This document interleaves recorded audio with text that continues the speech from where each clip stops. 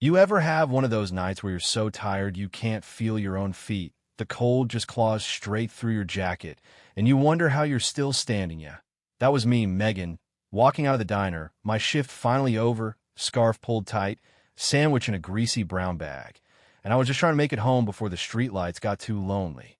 That's when I saw her, a little girl, sitting cross-legged on the curb by Maple and 6th, knees to her chest, hair a wild mess, jacket so thin it barely counted she couldn't have been more than 4, her eyes huge and green, cheeks all streaked with old tears and street dust, and right then, everything else just faded away. I knelt down, gentle. "Are you lost, sweetheart?" She didn't flinch, just looked up at me, her voice barely a whisper. Mommy said she'd come back, but she didn't. I'm supposed to wait. I was good. That hit me hard, deeper than any ache in my feet. I looked up and down the street. Nothing but cold and emptiness. No sign of a mom or anyone at all. Just me, her, and the night. My stomach was howling, but when I pulled the sandwich from the bag, it felt like the easiest thing in the world to break it, give the biggest piece to her. "You look hungrier than me, kiddo." She took it, hands trembling, and when she bit in, her eyes fluttered shut. Never seen gratitude like that, not in all my life. "What's your name?" I asked, trying to keep my voice steady. "Sophie," she mumbled, still chewing. I sat right beside her on the curb, the sandwich long gone in her hands, and I thought of every bill I hadn't paid, every long shift, but nothing compared to what I saw in those eyes. She was so small, so cold, and I knew, no way could I leave her there. The sky was sinking into darkness, cold creeping on my sleeves, so I wrapped my scarf around her shoulders, and she looked at me like I'd just handed her the moon. "Thank you," she whispered, and right there, I had no idea that simple choice would change everything I thought I knew about my own life. We sat together nearly an hour, Sophie nodding off on my arm, jerking awake like she was scared, even asleep. "Do you know your mommy's phone number?" I tried, but she shook her head, lip quivering. "What did your mommy say when she left you?" "Just wait. Be good." That was it.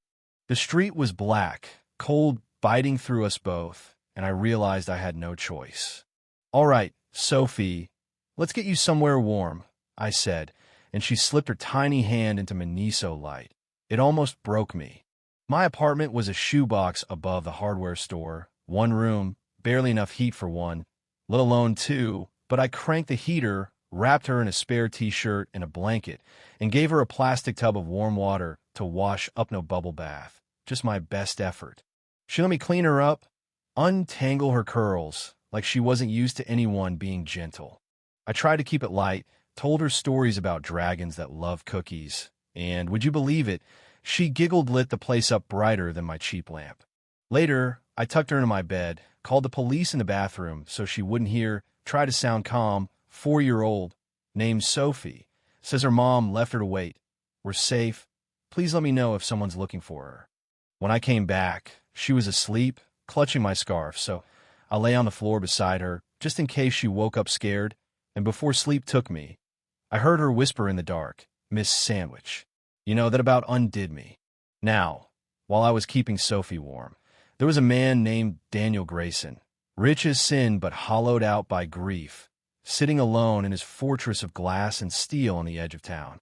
People called him a genius. What they didn't see was the emptiness, the nights he wandered his daughter's empty room, holding her stuffed bunny, whispering apologies for looking away that one moment in the park when she disappeared. 3 months, he'd searched everywhere, hired detectives, scoured every street, but Sophie had vanished. Until that night, when a detective sent him an alert possible sighting, Maple and 6th girl, 4 years old. He almost ignored it, but the timestamp, the hope he clicked, saw a video, a woman with blonde hair kneeling beside a child, and that child turned to the camera Sophie's eyes, no mistaking them. Daniel was out the door in seconds, heart pounding, more afraid of hope than anything, determined to find out who had kept his little girl safe. Back at the police station, I sat in a hard chair, Sophie wrapped around me, her fingers digging into my sweater. I'd done everything right, or so I thought, but the officers eyed me like I might be a kidnapper. I found her outside the pharmacy. She was cold, hungry, couldn't leave her. "You brought her home?" "Yes, because she had nowhere else to go." "I called you." My voice was shaking. Before they could answer, the door swung open. Daniel Grayson, storm in his eyes, big as life, sucking all the air from the room. "I'm Daniel Grayson, my daughter." The officer confirmed her identity, but when Daniel knelt to Sophie's level, she clung tighter to me. "Do I have to go?" she whispered. I swallowed hard. "Your daddy's here now, Sophie. He loves you." Daniel's jaw was tight, but he didn't force her. He just looked at her, then at me, and that was when he noticed my battered diaper bag. All the things I'd packed for Sophie. In a rush, his face softened, and he said, "Thank you for keeping her warm." Tears slipped down my cheek. I couldn't help it. Sophie finally let go, reaching for her father, and he lifted her gently, clutching her close, her little hands still wrapped tight around my scarf as they walked out together. I sat in that empty station, doors swinging shut behind them, wondering if that was really the end of my part in Sophie's story. Turns out it was just the beginning. Next morning at the diner, middle of a slow Tuesday, I spotted Daniel at the corner booth, coat the same, eyes tired, sipping black coffee, not speaking, just watching the street.